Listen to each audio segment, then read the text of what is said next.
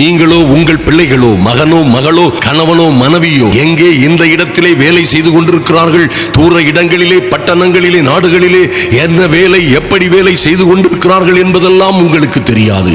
யார் அவர்களை கெடுக்க அழிக்க நாசமாக்க துடிக்கிறார்கள், எந்த தொடர்புகள் தகாத உறவுகள் அல்லது எந்த தீய சக்திகள் எந்த ஆக்சிடென்ட்கள் அவர்களை தொட இருக்கிறது என்பது யாதொன்றையும் நாம் அறிய முடியாமல் இருக்கிறோம். ஆனால் அதனால் தான் நாம் எப்படி ஜெபிக்க வேண்டும், இன்ன விதமாய் ஜெபிக்க வேண்டும் என்பதை அறியாதிருக்கிறோம்.